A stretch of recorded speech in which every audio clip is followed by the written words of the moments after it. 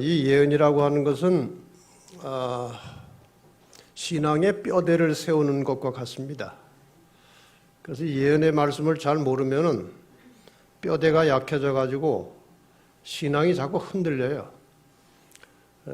그래서 이 예언 공부를 최소한도 1년에 한 번 정도는 해야 그 뼈가 약해지지 않고 바로 서서 신앙을 제대로 할 수 있는 것입니다.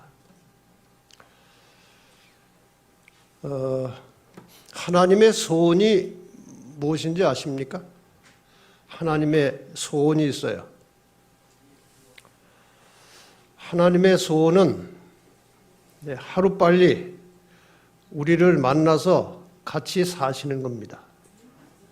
그게 하나님의 소원이에요. 그래서 그 기간 동안에 다 이제 하나님께서 우리 백성들을 끌어오시는데 사탄이 가만히 있질 않습니다. 온갖 수단 방법을 가리지 않고 하나님께 가지 못하도록 그렇게 사단이 방해를 하고, 그래서 사람을 이끄시는 하나님과 방해하는 사탄 사이에 불가피하게 싸움이 일어나고 있고, 그것을 우리는 선악의 싸움이라고 합니다. 예언이라고 하는 것은 하나님께서 그 백성들에게 너희가 나한테 오기까지 언제쯤 이런 일이 있을 것이고, 언제쯤 이런 사건이 있을 것이고, 언제쯤 사단이 이렇게 역사할 것이고, 이런 일들이 있을 것이니까 미리 알고 대비해서 잘 극복하고 빨리 와서 나하고 만나서 같이 살자. 그게 예언의 의미예요. 그래서 예언을 제대로 모르면 마지막 그 골인 지점까지 성공적으로 골인하기가 거의 불가능합니다. 그래서 하나님께서 예언의 빛을 우리에게 주셔서 우리에게 어디로 가야 될지, 무엇을 하고 살아야 될지를 우리에게 가르쳐 주시는 것입니다. 지금 이 세상의 형편은 거의 절망적입니다. 희망이 보이지 않아요. 정치도 그렇고 경제도 그렇고 사회적으로, 도덕적으로, 윤리적으로, 환경적으로 모든 것이 이제 거의 하나님께서 그 백성들을 여기에 두시기에는 세상이 너무나 못쓰게 됐어요. 그래서 주님이 아마 곧 오시려고 준비하시지 않나 그런 생각이 들어요. 오늘 네 번째 날은 인류에게 보내는 최후 통첩이라고 하는 제목으로 요한계시록 14장을 이제 공부하겠습니다.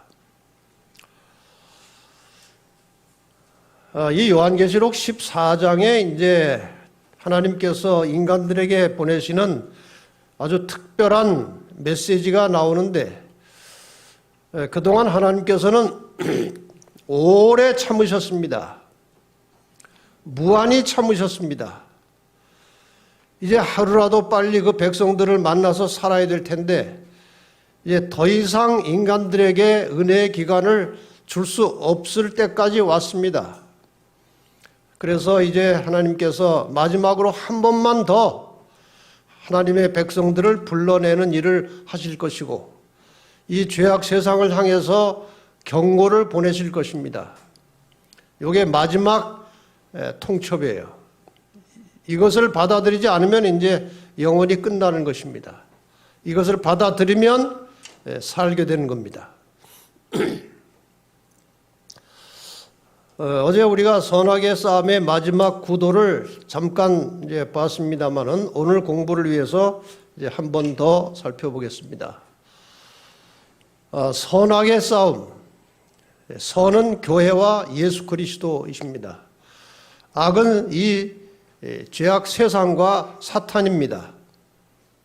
이 마지막 싸움에 이 악이, 사탄이 이용할 권세 잡은 자들, 그리고 악한 세력과 그들의 전략이 어제 공부하신 계시록 13장에 나와 있습니다.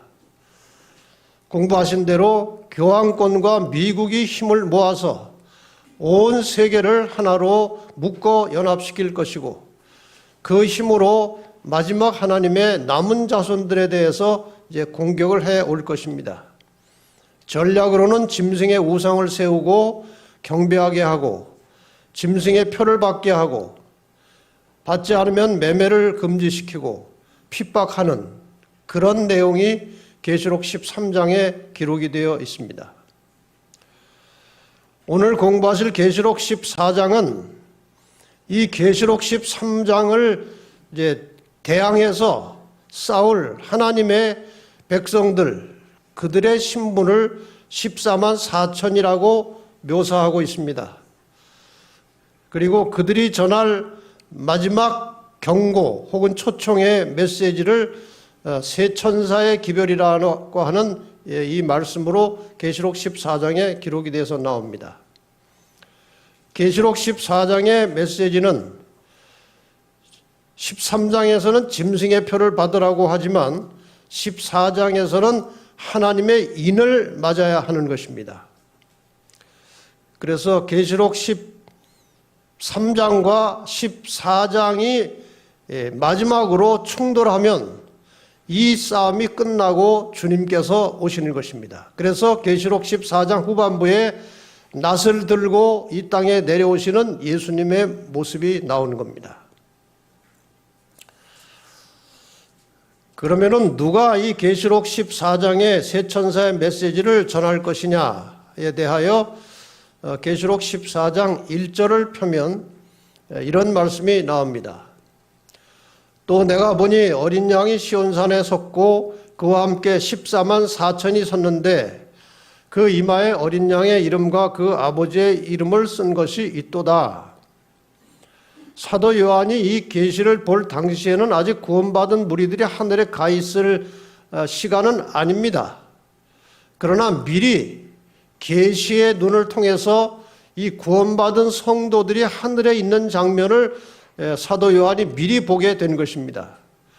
그러니까 아마도 이 계시록에 나타난 여러 역사를 통해서 하나님의 백성들이 비록 시련과 고난을 받을 것이지만 마침내 하늘에 가서 저렇게 영광스러운 자리에 이르게 될 것이니 참고 견디고 끝까지 싸워서 이기라고 하는 그런 메시지라고 생각이 됩니다.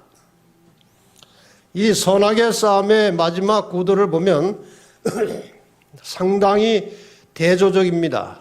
계시록 13장은 하나의 교회, 타락한 교회, 로마 교회를 중심으로 세계가 연합하는 것입니다.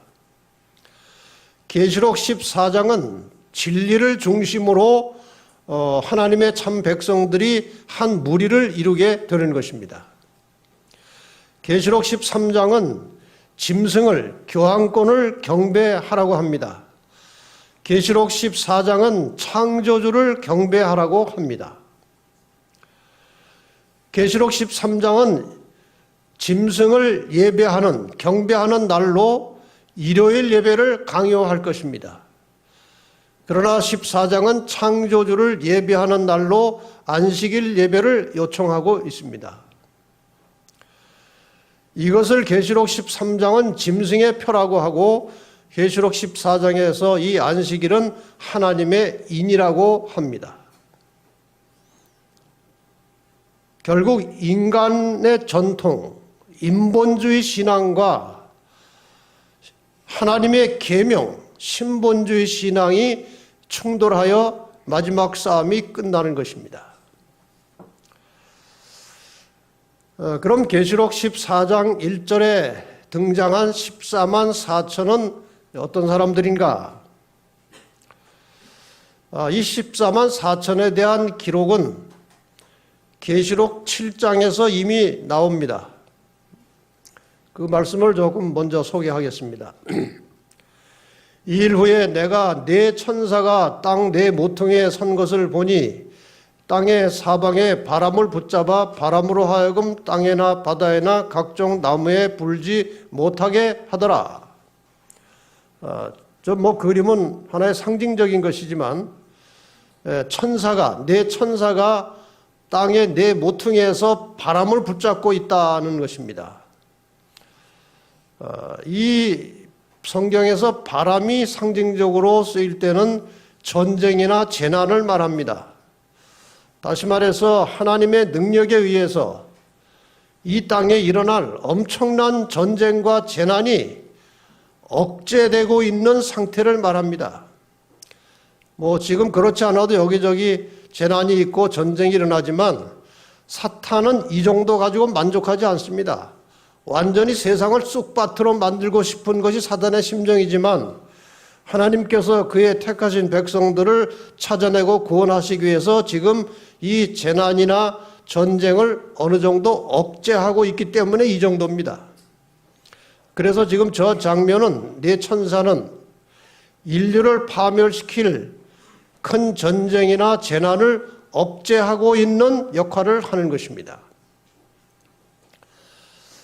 그런데 다시 천사가 하나 나타났습니다. 계시록 7장 2절 3절에 보니까 또 봄에 다른 천사가 살아계신 하나님의 인을 가지고 해 돋는 데서부터 올라와서 땅과 바다를 해롭게 할 권세를 얻은 네 천사를 향하여 큰 소리로 외쳐 가로되. 그러니까 다른 천사가 나타나서 바람을 붙잡고 있는 재난과 전쟁을 억제하고 있는 천사들을 향해서 큰 소리로 외칩니다. 우리가 우리 하나님의 종들의 이마에 인치기까지 땅이나 바다나 나무나 해하지 말라 하더라. 이건 아주 숨막히는 순간입니다. 지금 저 네 천사가 바람을 놓으면 이 세상은 완전히 전장과 재난으로 쑥밭이 돼버려요. 그런데 다른 천사가 날아와서 좀 더 굳게 붙들고 있으라는 것입니다. 언제까지? 하나님의 백성들의 이마에 인치기까지, 구원받을 백성들이 확정될 때까지 붙들고 있으라는 것입니다. 이것이 바로 이 종말의 시대에 연장되고 있는 은혜의 시기예요. 지금 우리는 이러한 시기에 살고 있어요. 그래서 이 네 천사가 큰 전쟁이나 재난을 억제하는 기간이 언제까지냐? 하나님의 종들의 이마에 인치기까지, 다시 말하면은 구원받은 하나님의 백성들이 확정될 때까지 조금 기다리라는 것입니다.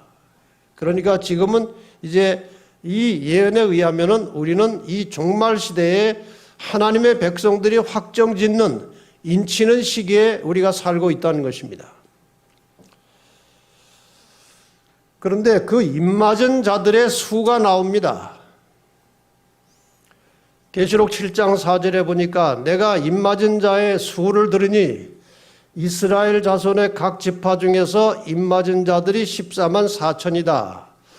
이렇게 말씀하신 다음에 유다 지파에서 12,000, 루벤 지파에서 12,000, 갓 지파에서 12,000 해서 이스라엘의 12지파에서 각각 12,000명씩 입맞은 자들이 나올 것이고 합하면 14만 4천 명이 된다는 것입니다. 이 14만 4천이 실제 수냐 상징 수냐에 대해서 역사적으로 신학적 논란이 있어 왔습니다. 그러나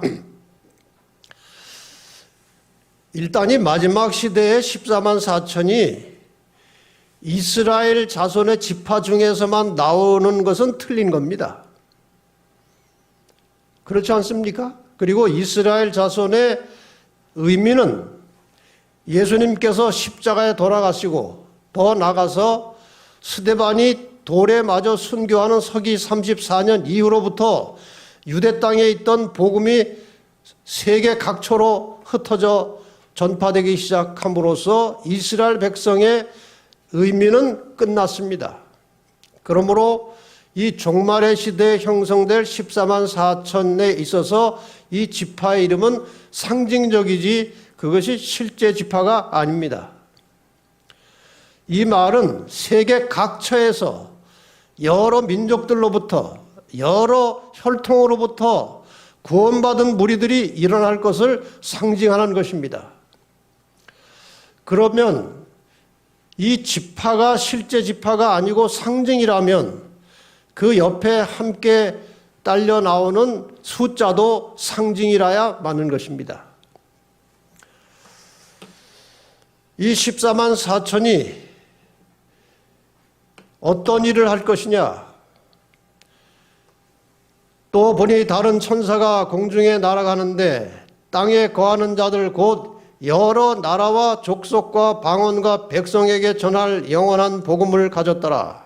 그러니까 이 14만 4천은 여러 나라와 족속과 방언과 백성 속에서 나오는 것이에요. 그래서 저희 대총회에서는 이 14만 4천에 대해서 실제 수인지 상징 수인지에 대해서 이미 이렇게 결론을 내렸습니다. 12은 12지파에 기초한 고대 이스라엘의 수이다. 그것은 또한 12사도들 위해 세워진 교회의 수이다. 따라서 14만 4천이라는 수는 그 수가 구성하고 있는 완전성에 비추어서 하나님의 교회의 연합과 완전성 그리고 완성을 상징하는 것으로 이해되어야 한다. 이것이 우리의 공식적인 입장입니다. 실제 수는 아니라는 것입니다. 하나님께서 구원받을 사람들을 딱 숫자를 정해 놓으시는 것은 하나님의 뜻과 맞지 않는 것입니다. 그래서 이것을 어떤 상징으로 우리가 풀 수 있는가 하면은 이 14만 4천을 중학교 수학 시간에 하는 인수분해를 하면요. 12 곱하기 12 곱하기 1000입니다. 12는 성경에 나오는 수로서 조직수입니다. 12지파, 12제자, 하늘의 12진주문, 어떤 조직을 말할 때 12가 등장합니다. 그리고 1000이라고 하는 숫자는 충만할 때에 1000을 씁니다. 천사의 수가 천천히요 만만이다. 하늘에서는 첫날이 하루 같다. 이런 충만하다고 하는 그런 의미로 쓰는 것이 1000입니다. 그러니까 그런 상징적인 의미로 한다면 조직수 곱하기 충만수가 14만 4천이라고 하는 것은 마지막 때에 하나님의 편에서 일할 군대 조직, 그 군대에 하나님의 편에서 일할 사람들이 충분히 있다는 것입니다. 수가 작든 많든 하나님의 손에 들어오면 그것은 충분한 것입니다. 이렇게 해서 이 선악의 싸움의 마지막 군사들을 상징하는 수로 되어 있습니다. 그러면은 14만 4천은 어떤 사람들이냐? 이 사람들은 구원이 확정되어서 하나님의 인을 받은 자들입니다. 인이라는 것은 소유예요. 구원이 확정됐다는 것은 하나님의 소유라는 뜻입니다. 그 다음에 짐승의 권세, 어제 공부하셨던 계시록 13장에 나오는 짐승의 권세를 대적해서 싸울 하나님의 군사들입니다. 그리고 그들은 목숨을 걸고 하나님께 충성하는 사람들이에요. 그들은 진리에 있어서 마지막 증인들입니다. 그리고 그들이 온 세상을 향해서 마지막 경고를 외칠 것입니다. 그 내용을 종합적으로 요약해서 전하는 그 내용이 바로 계시록 14장의 세 천사의 기별을 전하게 된 것입니다. 그리고 특별히 이 사람들은 마지막 모든 환난을 통과하고 살아서 예수님의 재림을 맞이하게 될 것이다. 이것이 14만 4천이 어떤 사람들인지에 대한 포괄적인 설명입니다. 물론 더 깊이 연구할 수도 있고 다른 의견도 있을 수 있지만 그동안 제가 성경을 연구하면서 정리한 것은 이런 사람들이 14만 4천에 들어간다는 것입니다. 그런데 14만 4천은 이제 하나님의 인을 맞은 자들이라고 말씀하고 있습니다. 하나님의 인은 무엇이고 인 맞은 자들은 어떤 사람들이냐 하는 것을 좀 설명을 드리겠습니다.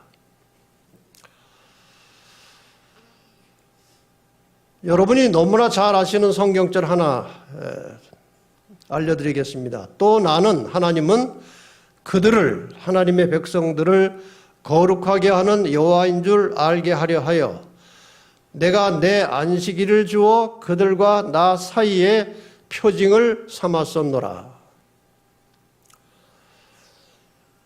그런데 그 표징이라고 하는 말이 영어 성경에는요, 사인이라고 나옵니다. 사인. 사인은 도장과 같은 거예요. 우리나라에서는 옛날에 그 은행에서 주로 도장만 사용했는데 지금은 도장 대신 뭐를 해도 돼요? 사인을 해도 됩니다. 그러니까 사인이나 도장이나 같은 거예요. 표징은 도장이에요.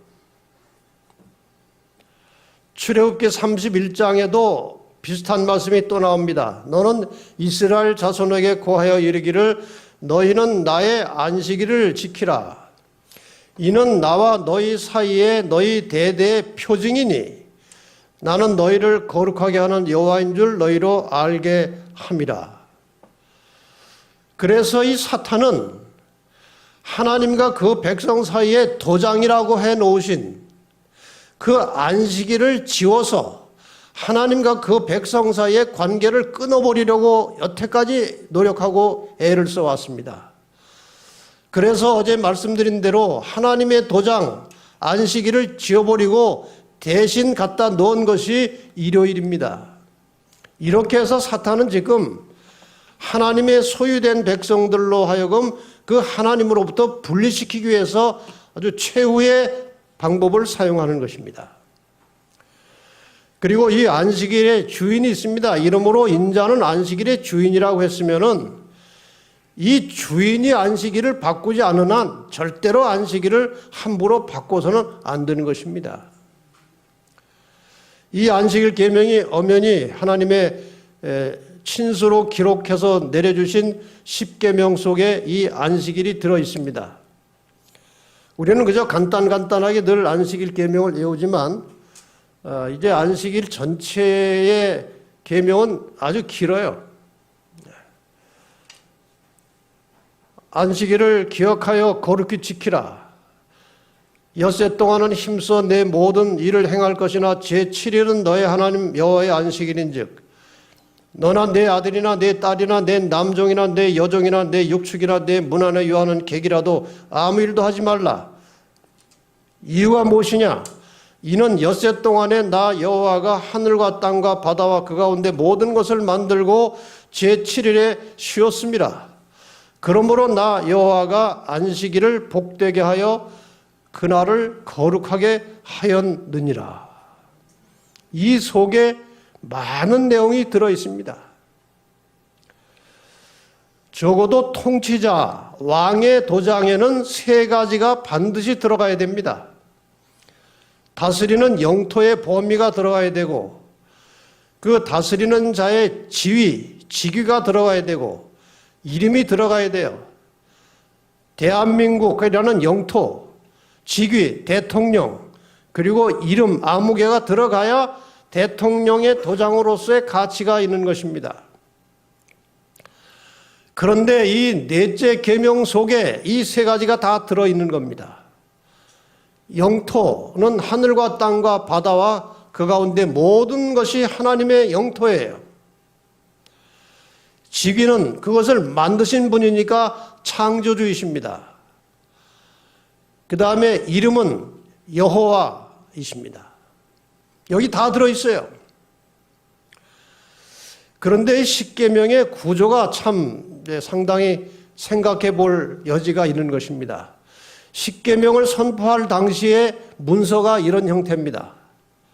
십계명 선포할 당시에는 종이가 없었어요. 그래서 이런 점토판에다가 문자를 찍어서 이제 문서를 만드는데, 이런 통치자의 중요한 문서에 도장을 찍는데 이 도장을 가운데 찍었습니다. 그런데 십계명이라고 하는 문서도 통치자이신 하나님께서 내려주신 십계명의 문서의 안식일 계명이 중앙에 있는 것입니다.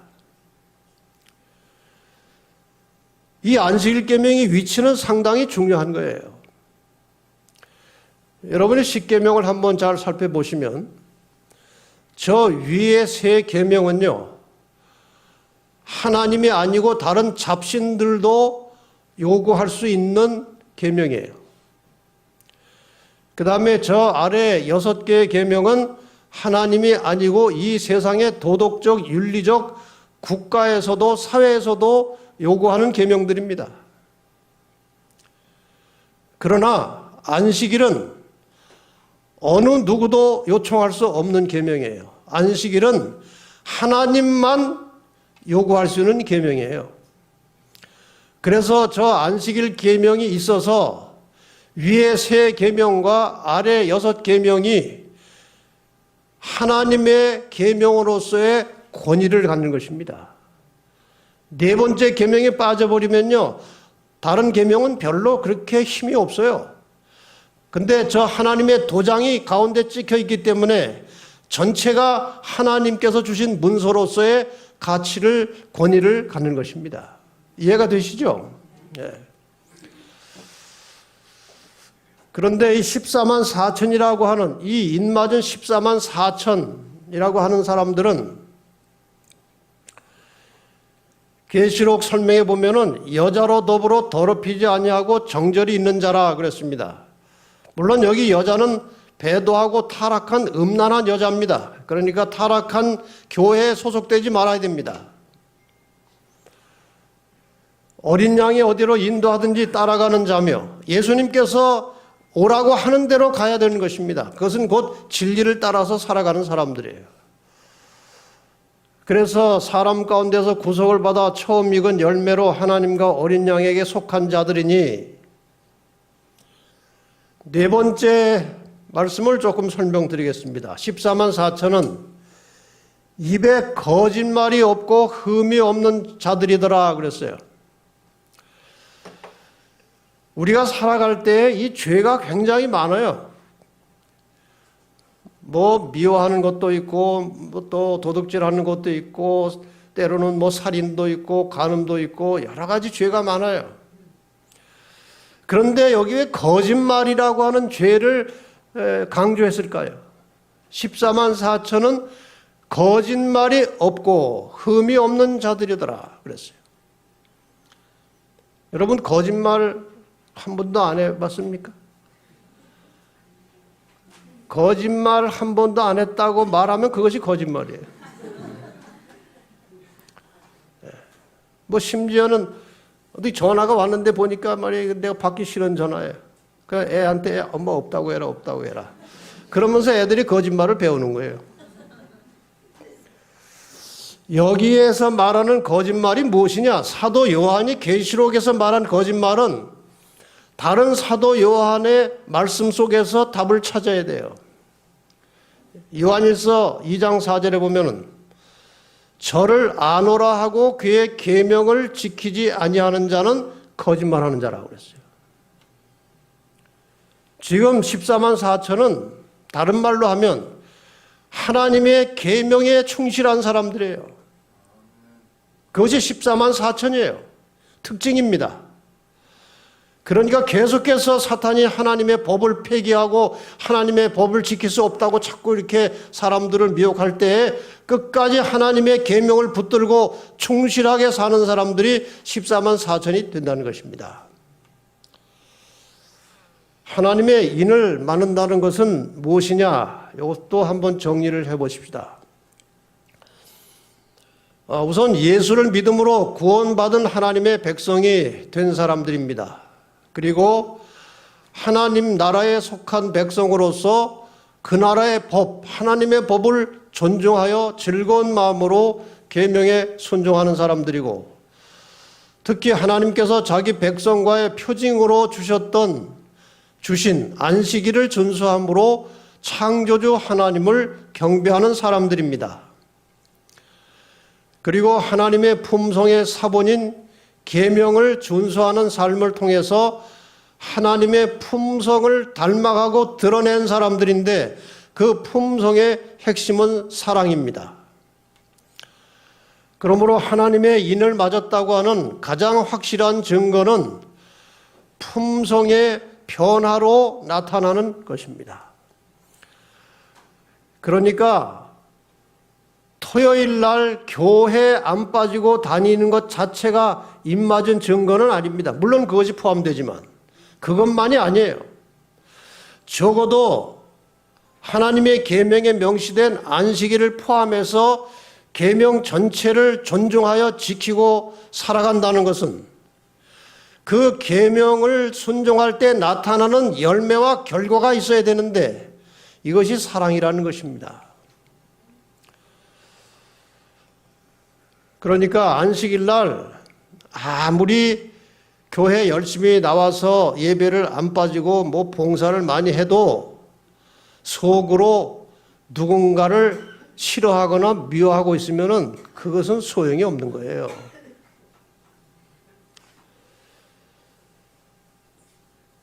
제가 이 문제를 오랜 세월 늘 생각하고 사는 문제입니다. 왜? 우리 교인들이 오랫동안 교회를 다니고 신앙을 하는데 변화가 안 되는 것입니다. 바뀌질 않아요. 교회를 오래 다니면 뭐 남아야지요. 그렇지 않습니까? 여러분 교회 다니는데 많은 것을 투자합니다. 시간 투자하죠. 지금 여러분 시간 투자하고 있는 거예요. 헌금 투자합니다. 또 노력 봉사합니다. 제가 이것을 좀 여러분 알아듣기 쉽게 표현하는 방법이 하나 있는데 교회 다니면요. 시간 쓰고 돈 쓰고 애 쓰고 신경 쓰고 교회 다니면서 사람들하고 또 뭐 복잡하면 신경 쓰여요. 또 이렇게 많은 것을 투자하고 교회를 다니면요. 투자한 값에 대비해서 뭐가 남아야죠. 뭐가 남아 있습니까? 뭐가 남아야 합니까? 그렇게 많은 것을 투자하고 남아 있어야 될 것은 품성이 바뀌어야 하는 것입니다. 그것이 보물이에요. 날마다 자아는 죽고 내 속에 그리스도가 살아계셔서 하나님의 말씀에 순종하는 삶을 통해서 나타나는 열매는 품성이 온유하고 겸손하신 예수님을 닮아가는 거예요. 그게 남아야 돼요. 그것만이 주님 오실 때 하늘에 가져갈 수 있는 유일한 보물이라고 그랬어요. 뭐 알아듣게 말씀드렸으니까 알아서들 잘 하세요. 자, 이제 이 14만 4천이 전하는 마지막 초청과 경고의 메시지, 세 천사의 기별을 좀 살펴보겠습니다. 계시록 14장 7절에 첫 번째 천사의 기별이 나옵니다. 그가 큰 음성으로 가로되 하나님을 두려워하며 그에게 영광을 돌리라. 이 말씀을 잘 우리가 분석을 해야 돼요. 하나님을 두려워하며 그에게 영광을 돌리라 했어요. 그 다음에 이는이라고 하는 말이 나오는 것은 왜 하나님께 영광을 돌려야 하느냐 그거예요. 이는 왜냐하면 그의 심판하실 시간이 이르렀음이니.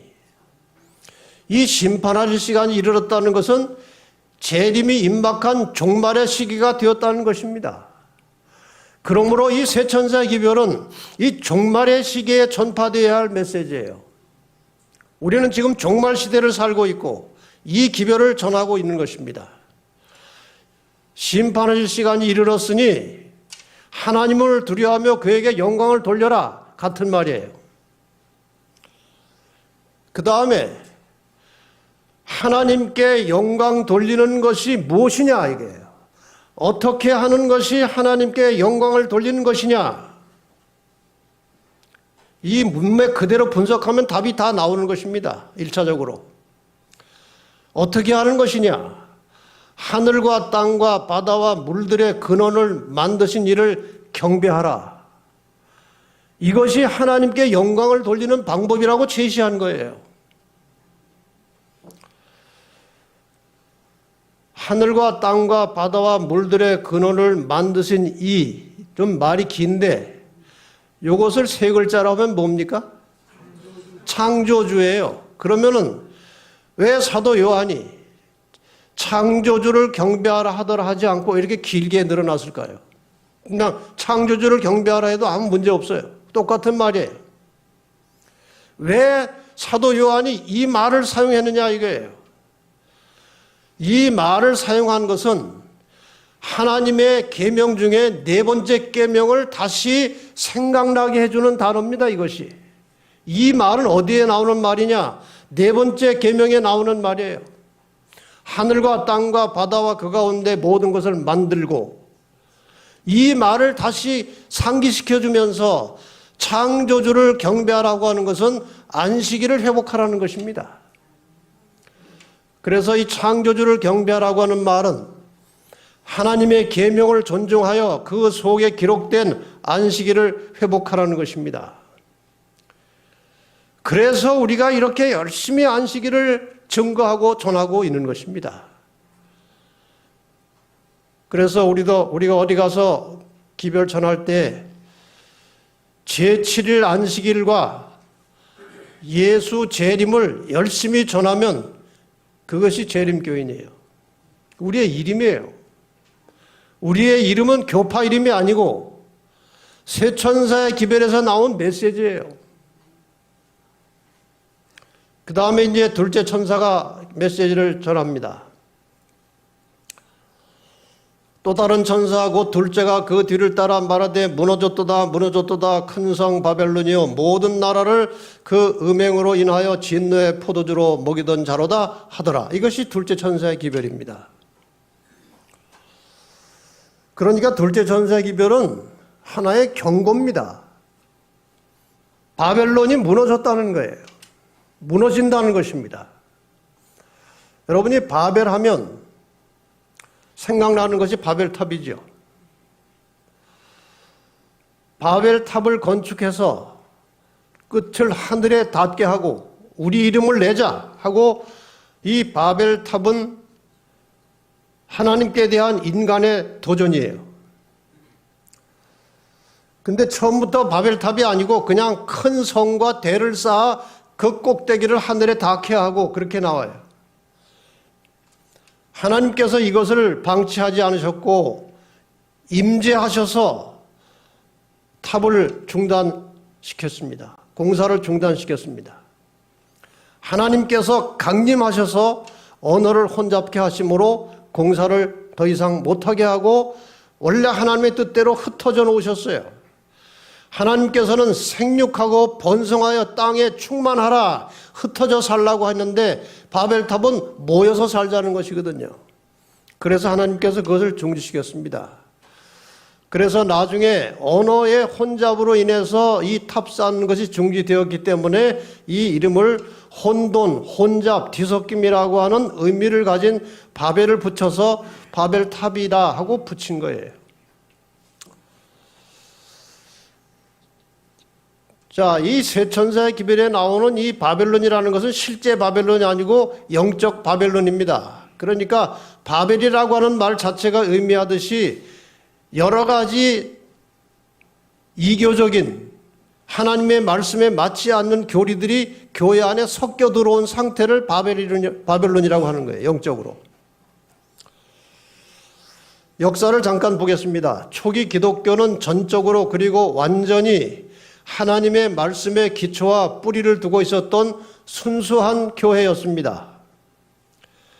언제부터 교회가 타락하고 이교화되기 시작했느냐? 교회가 핍박을 받을 때에는 이 교리를 지키고 신앙을 지키는 사람들이 순수하고 목숨을 걸고 지켰습니다. 그런데 서기 313년 콘스탄틴 황제 때에 밀란 칙령을 내려서 기독교의 핍박을 멈추고 자유를 주었습니다. 이렇게 해서 자유롭게 된 교회가 점점 부자가 되고 사람이 많이 늘어나면서 교회는 세속화되고 타락하게 된 것입니다. 이 기독교회에 그 당시 로마에 성행하고 있던 태양신교가 이렇게 합쳐진 것입니다. 태양신교를 믿던 많은 사람들이 개종해서 교회로 들어왔어요. 그래가지고 교회 안에 태양신교 믿다가 개종해서 들어온 사람들이 수가 더 많아졌어요, 한때.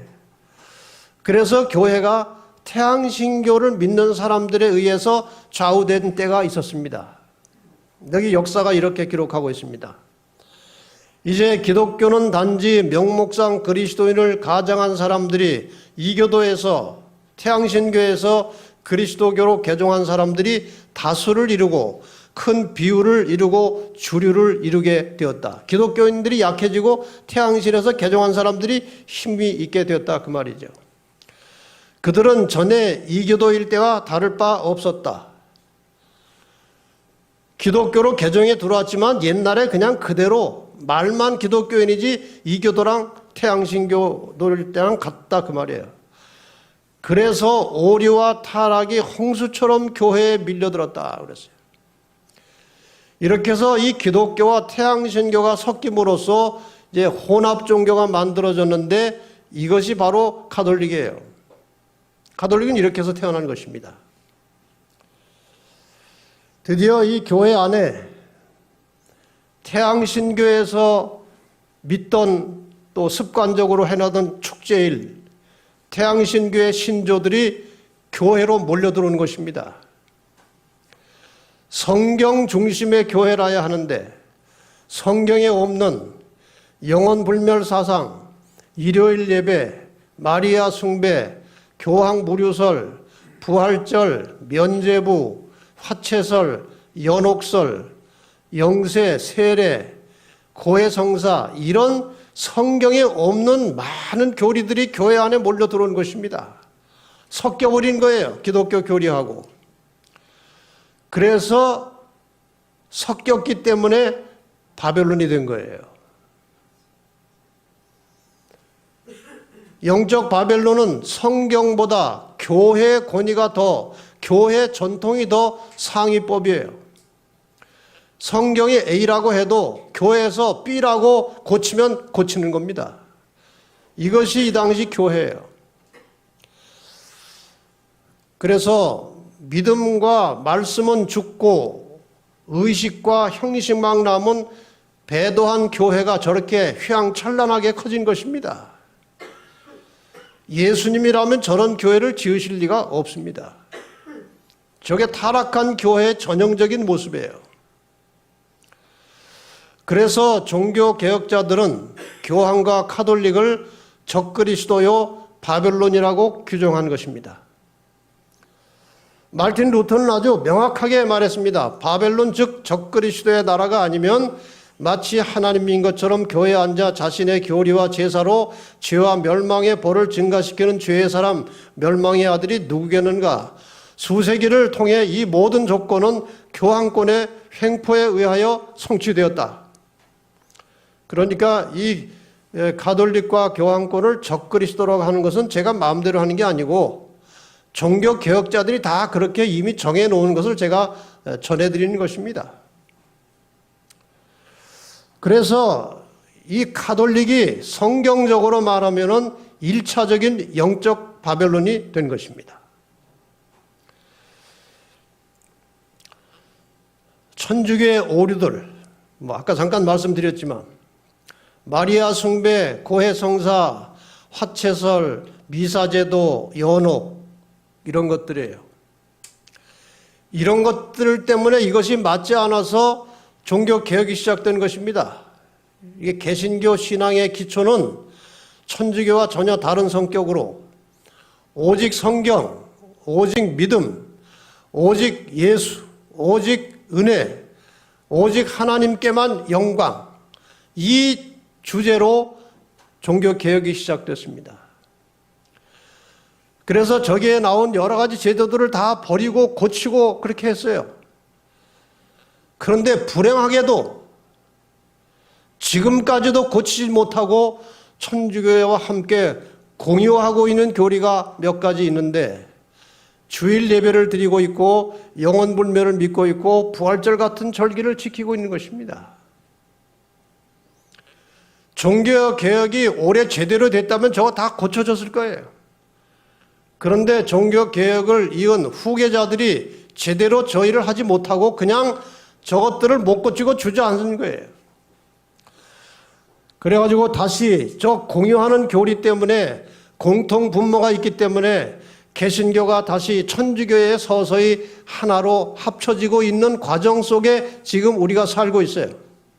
이건 우리나라에서 나온 그냥 뉴스입니다.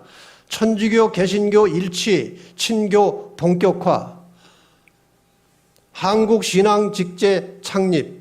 이것은 천주교와 개신교를 직제를 좀 비슷하게 맞추자는 그런 의도예요. 이런 일들이 벌어지고 있는 것입니다. 그래서 2014년 1월 달에 서울 어느 교회에서 천주교와 개신교가 만나가지고 그리스도인 일치 기도회까지 열 정도로 지금 천주교와 개신교는 거의 다 붙어 있습니다. 이것이 오늘날 현실적인 추세예요. 결국 개혁을 중단하고 다시 천주교와 하나가 되어가는 개신교의 정신도 옛날 카톨릭의 정신을 크게 벗어나지 못한 채로 지금 교회가 부패하고 있는 것입니다. 저것은 천주교가 아니에요. 개신교입니다. 말씀과 믿음은 죽고 의식과 형식만 남은 현대 개신교회가 저렇게 커진 것입니다. 지속적인 개혁을 멈추고 옛 로마 교회의 교권과 부를 추구하는 개신교회. 제가 요즘에 방송을 통해서 개신교인들과 많이 접촉이 되고 있습니다. 상당히 높은 지도자급에 있는 사람들도 있고 또 신실한 장로님들도 있고 또 평신도들과 이렇게 대화를 해보면은 개신교회가 개혁할 여지가 없다는 것입니다. 그리고 상당수의 우리 교회로 오는 분들 중에 개신교회 자기 교회가 WCC에 가입되어 있기 때문에 타락한 것이 확실해져서 나왔다는 것입니다. 이렇게 다 지금 다시 천주교로 들어가고 있어요. 그래서 이 타락하고 배도한 개신교 역시 2차 영적 바벨론이 된 것입니다. 그런데 1차나 2차나 이 영적 바벨론 안에도 진리를 찾고는 있지만 알지 못해서 그냥 자기 나름대로 신실하게 믿는 무리들이 많이 있어요. 각 시대 대쟁투에 이렇게 기록하고 있습니다. 바벨론을 구성하고 있는 교회들 내에 존재하는 영적 암흑과 하나님께로부터의 분리에도 불구하고 그들의 단체 안에는 참된 그리스도인의 큰 무리가 여전히 남아있다.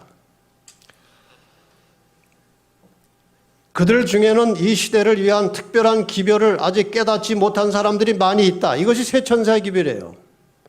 이 세천사의 기별을 깨닫지 못한 사람들이 많이 있어요. 그런데 방송을 통해서 이 기별을 깨달은 사람들은 정신을 차리고 이제 서서히 나오는 것입니다.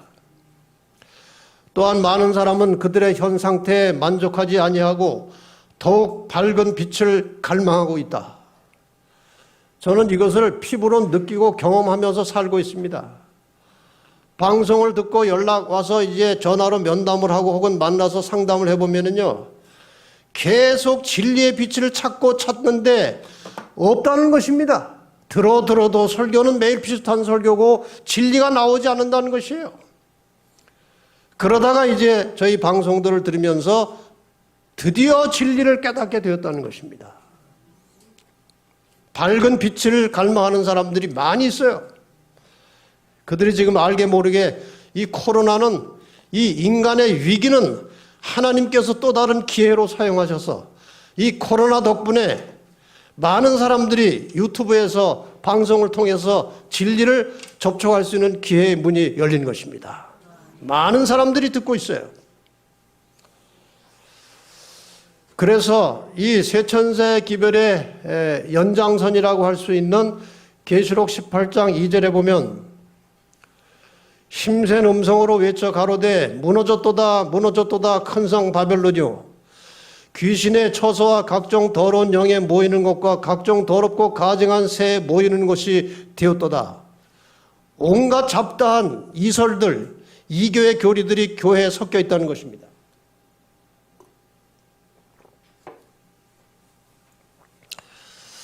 그 다음에 이어서 말씀하십니다. 또 내가 들으니 하늘로서 다른 음성이 나서 가로되 내 백성아 거기서 나와. 어디서 나오라는 거예요? 영적 바벨론에서 나오라는 거예요. 그 죄에 참여하지 말고 그의 받을 재앙들을 받지 말라. 제가 이제 이런 설교를 자주 하니까 종종, 요새는 그런 분 없습니다만은 그 전에 그 사람들 다 이제 예수 믿고 구원받는 사람들인데 왜 자꾸 하나님 이미 믿고 있는 사람들에게 전도를 해가지고 이제 교회가 왜 말을 듣느냐 이거예요. 계시록 18장 4절은요. 내 백성은 거기서 나오라고 하는 것입니다. 왜? 그들이 믿고 있는 구원이라는 것은요. 전혀 성경과 맞지 않는 구원이에요. 그들은 죽는 순간에 영혼이 구원받아 천국에 간다고 믿습니다. 맞아요? 그런 구원을 믿는 사람들을 구원받았다고 우리가 그냥 방치하면 안 되는 것입니다. 올바른 구원을 가르쳐야 돼요. 그런 식으로 구원을 받았다고 하기 때문에 하나님의 계명과 품성에 대해서는 완전히 무시하는 것입니다. 그리고 예수를 안 믿으면 지옥에 가서 영원히 탄다. 아니 하나님이 무슨 원수가 졌다고 100년도 안 된 기간 동안에 죄 지은 걸 가지고 영원히 고통을 주십니까? 이건 하나님을 너무나 오해하게 만드는 정말 오류 중에 오류예요. 있을 수 없는 일입니다. 재미있는 이야기가 하나 있어요. 가인이 이제 지옥을 간 것입니다. 형제를 죽였으니까. 그 영혼이 이제 고통을 오래 받고 타고 있는 거예요, 지금. 가인이 막 예를 들어보는 거예요. 가인이 지금 제일 오래 타고 있는 거 아닙니까? 그때부터 지금까지 타고 있으니. 근데 한참 자는 정신없이 타고 있는데 제일 고참이죠, 지옥에서. 근데 누가 하나 들어오는데 아주 험악한 사람이 하나 들어와요. 보니까 히틀러예요. 너 여기 어떻게 들어왔어? 예, 사람 좀 죽여서 들어왔습니다. 몇 명 죽였어? 600만 죽였습니다. 그래? 야, 이거 하나님 이상하다. 나는 하나 죽였는데 지금까지 타고 있어. 근데 너는 600만을 죽였는데 나보다 덜 타네? 여러분, 지옥에서 불타는 교리는요, 그건 정말 하나님을 오해하는 교리예요. 잘못된 교리입니다. 그런 식으로 믿고 있는 사람들을 방치하면 안 되는 겁니다. 그래서 내 백성은 나오라고 하는 거예요. 다행히 요새 나오고 있습니다. 장로교 신자 부부가 이제 저하고 좀 접촉이 됐습니다. 저희 부부는 30년 이상 서울에 있는 유명한 모 교회를 다녔습니다. 그 교회에서 그런대로 영향력이 있었고 활동을 많이 했습니다. 이번 부인은 이제 성악가고 남편은 국제회계사예요. 그러니까 상당히 그 영향력이 있는 사람들이에요. 그런데 지인이 보내주는 재림교회 설교를 계속 들으면서 성경의 깊은 진리들을 깨닫게 되었고, 오늘날 개신교회가 성경과 맞지 않는 교리들을 많이 가지고 있다는 사실을 알게 되었습니다.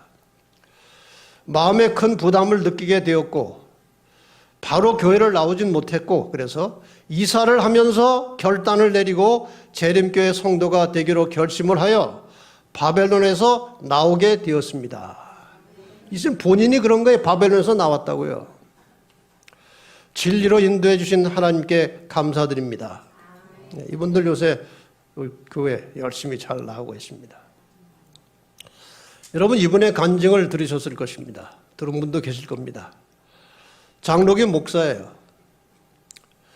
이 사람은 법대를 나온 사람인데 운동권에서 학생 운동하다가 이제 수감이 돼서 감옥 생활을 했어요. 옥중에서 성경을 읽던 중 진리와 구원의 도리를 깨닫고 추록 후에 자발적으로 교회에 출석해서 얼마 후 신학 공부를 하고 목사가 되었으나 본인이 성경을 통해서 깨달은 진리와 너무나 다른 점이 많아서 고민하던 중에 목사직을 조기 은퇴하고 너무 안 맞다는 거예요. 가르치는 것들이. 시골에 들어가 홀로 신앙생활을 하다가 재림교회 설교 말씀을 듣게 되었고 자신의 깨달음과 자기가 원래 성경을 보고 깨달은 그 깨달음과 재림교회 설교 말씀이 너무나 똑같더라는 거예요. 그래서 일치해서 기쁜 마음으로 재림신앙을 하게 되었습니다. 지금 이분이 활동을 아주 많이 하고 있습니다. 또 이분 이야기도 여러분이 아실 것입니다. 성결교회 목사였어요. 미국 목회를 하던 중 청년들을 위해 축구 동아리를 조직하여 일요일 오후에 활동을 했는데 주일 성수하지 않는다고 주변 사람들한테 비난을 받게 되었습니다. 그래서 도대체 주일 성수가 무엇인지를 연구하다가 안식일을 깨닫게 되고 그 후에 신문 광고를 통해서 미주 여러 지역에 안식일을 전하는 전도자가 됐습니다. 근데 이분과 관련된 이야기가 하나 있어요. 제가 볼티모어라고 하는 교회에 이제 집회를 갔는데 거기 한 집사님이 꼭 저녁 식사를 자기 집에서 좀 하자고 요청이 왔어요. 그래서 갔더니 손님을 한번 초청했는데 그 손님이 장로교회 목사님이었어요. 이치원 목사님 부부예요. 이분이 이제 이야기를 하는데 이런 이야기입니다. 몇 년 전 성결교회 한성호 목사님이, 아까 그 목사님이에요. 일요일 예배가 잘못됐고 안식일이 성경적으로 역사적으로 올바른 예배일이라는 신문 광고를 대대적으로 게재하였습니다. 그때 개신교 목회자들이 모여서 대책을 의논하던 중에 주일 예배의 성경적 타당성에 대하여 정리한 글을 신문에 내기로 했고 제가 그 글을 쓰도록 위임을 받았습니다. 자료를 찾고 모으는 중에 주일 예배에 대한 것은 별로 없고 계속 안식일 예배에 대한 자료만 나왔습니다. 그래서 안식일을 연구하기 시작했고 마침내 성경의 예배일은 주일이 아니라 안식일이라는 사실을 발견하게 되어 그 후로는 몇 분과 함께 안식일 예배를 드리고 있습니다. 이렇게 됐어요. 근데 최근에 제가 그 교회 청년에게 전화를 해가지고 그 사람들을 모여서 소그룹으로 예배 드리는데 아직도 드리냐? 그랬더니 아직도 저렇게 예배를 드린대요. 여기 다 장로교회 다니는 사람들이에요. 안식일을 지키는 거예요. 이렇게 해서 둘째 천사의 기별에 따라서 지금 서서히 바벨론에 있던 참 빛을 찾고 진리를 찾던 사람들이 마침내 진리를 서서히 접촉하면서 바벨론에서 나오고 있는 것입니다. 앞으로 늦은 비 성령의 역사가 폭발하면 아마도 수많은 사람들이 바벨론에서 나오는 놀라운 역사가 반드시 일어날 것입니다. 그 다음에 이제 셋째 천사의 기별입니다. 셋째 천사의 기별은 참 깁니다만은 어제 공부하셨던 그 짐승의 우상에게 경배하는 일과 서로 상통하는 그런 내용입니다. 또 다른 천사고 셋째가 그 뒤를 따라 큰 음성으로 가로되 만일 누구든지 짐승과 그 우상에게 경배하고 이마에나 손에 표를 받으면 그도 하나님의 진노의 포도주를 마시리니 그 진노의 잔에 섞인 것이 없이 부은 포도주라. 거룩한 천사들 앞과 어린 양 앞에서 불과 유황으로 고난을 받으리니 그 고난의 연기가 세세토록 올라가리로다. 그 다음에 비슷한 내용이 반복됩니다. 짐승과 그의 우상에게 경배하고 그 이름의 표를 받는 자는 누구든지 밤낮 쉼을 얻지 못하리라 하더라.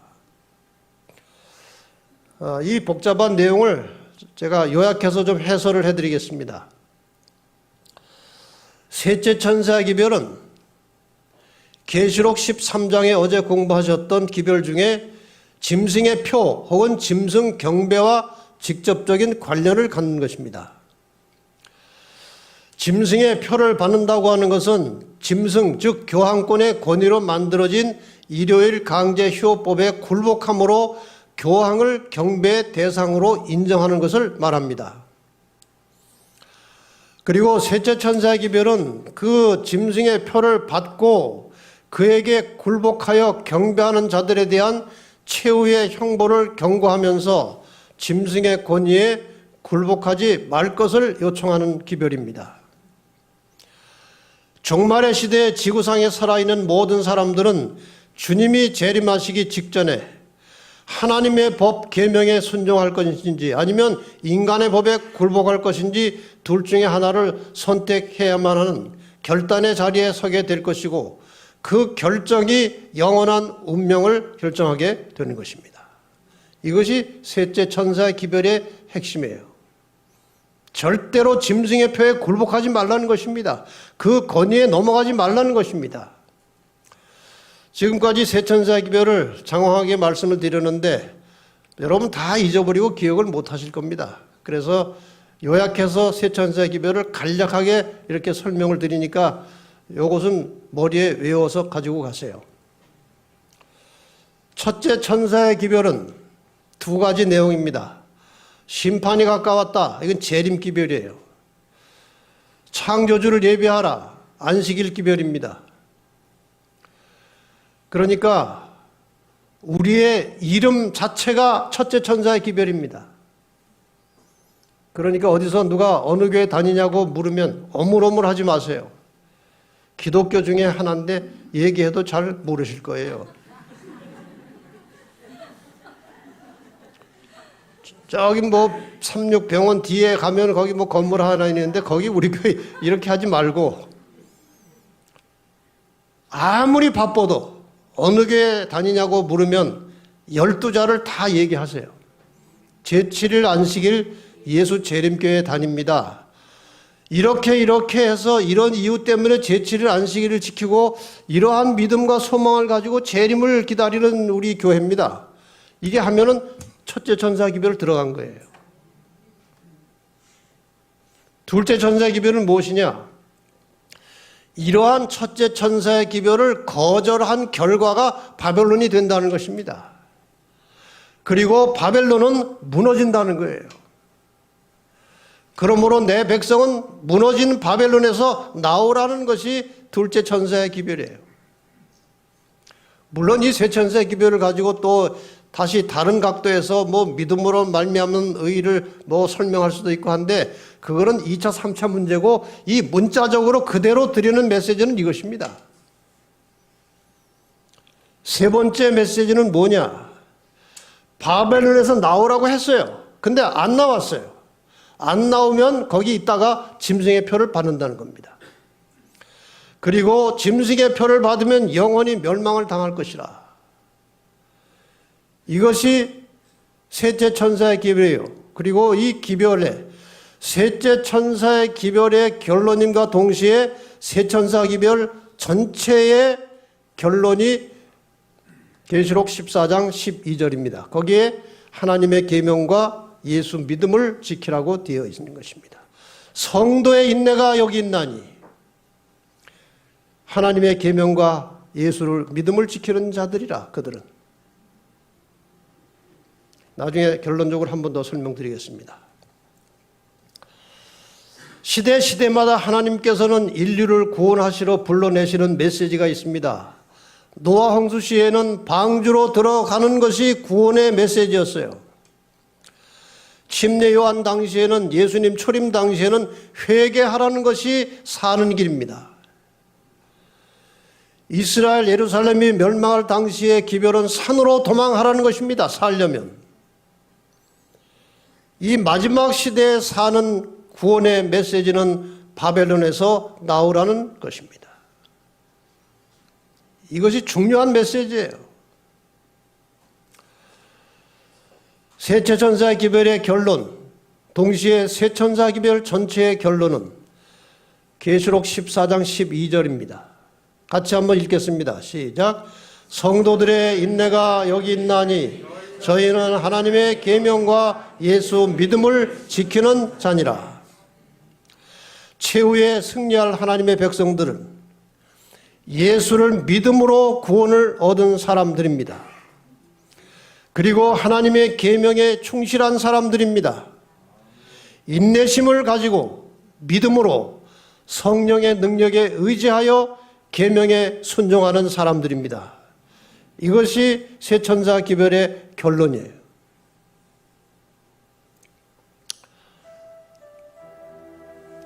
오늘 공부하신 새 천사 기별은 이제 주님께서 우리를 데리러 오시기 전에 아무도 멸망받기를 원치 않으시는 사랑의 하나님의 마지막 초청입니다.